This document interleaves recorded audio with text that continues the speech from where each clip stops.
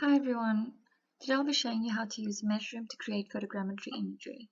So you first have to download and install Meshroom onto your desktop. Once it's launched, the home interface will look like this. It's just different tabs, and I'll explain how to use them. So if you go to File, you can create new files, new pipeline photogrammetry, panorama HDR, and fisheye HDR. And then I'm just going to click on photogrammetry, and then you kind of have to import images into Meshroom to create a 3D picture or model of the images that you have taken. This can be of an object or an area or building. It really is up to you. So I've already downloaded some images, mostly of Melbourne. Let me just get that quickly. Yeah, so of Melbourne Stadium, so I went onto Google Earth, panned around the stadium and took screenshots of it from different angles. It's best to do a full 360 of the building, object or place to get the most amount of information as well as the most amount of detail. So I took around 29 captures from Google Earth of the stadium to try and ensure that I can get the most amount of detail. It's best to do more than 25 in my opinion, but it's really up to you. So you just take the pictures and drop it in, and it'll appear like this. You'll see it under images, and then image viewer will show you the captures of what you're trying to create. And then on the far right, you'll see that the pictures are now turned into like point data over here, and you can just pan in the window to show you like the different levels of depth and what has been mapped.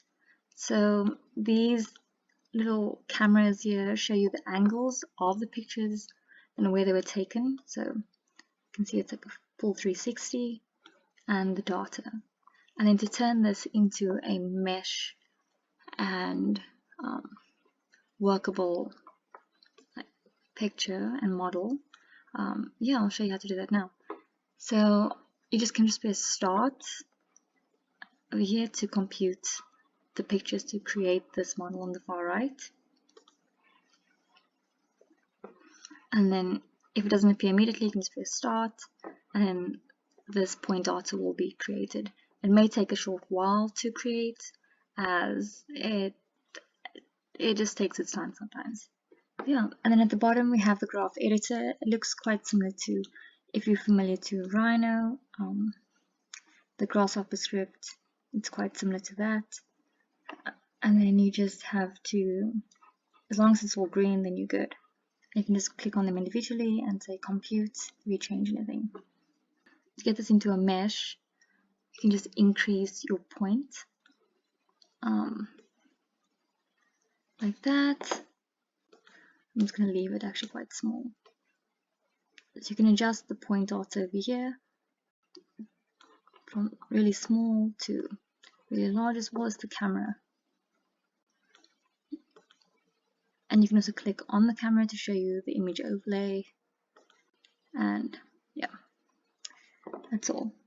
So for me, and then go to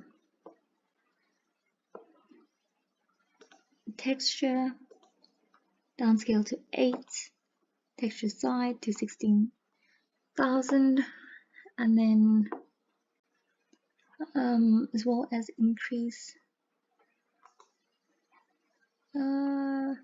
4 holes. There we go. And then you can just press compute, and then you can see it takes its time while it loads and fixes up all the data. If this orange and green lines turn red, it means there's an error in the file, and you may need to fix that, otherwise it won't work. So that's just busy loading. Double click. You can see over here the mesh now has been created. It was double clicking on texture. Right, as you can see now the texture's turned green, it's finally been loaded, which is great. So to get this into a full functioning mesh, you simply have to just adjust the data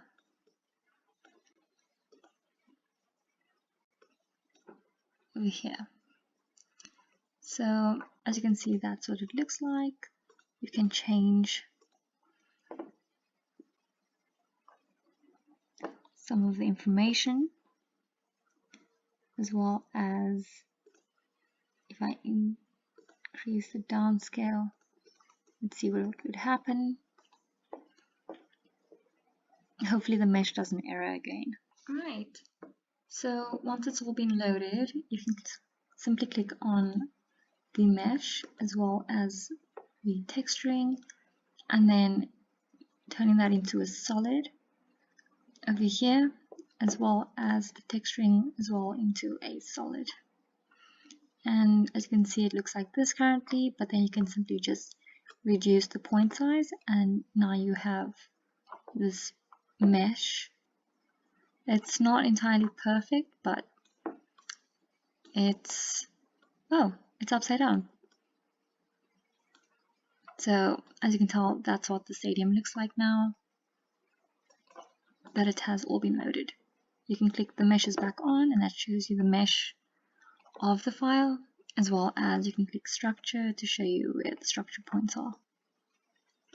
And then you can just tick that off. You can change that to a solid, so you can see what it looks like, as well as the mesh as a solid. As a wireframe, it will show you pretty much the slopes and the angles better, and then you can also put on the texture, which is pretty nice. I think this turned out actually pretty good compared to the image on the left. Some other cool features is that you can click on information and it'll give you some information about the picture, as well as you can go to statistics, structure from motion, global statistics will show you via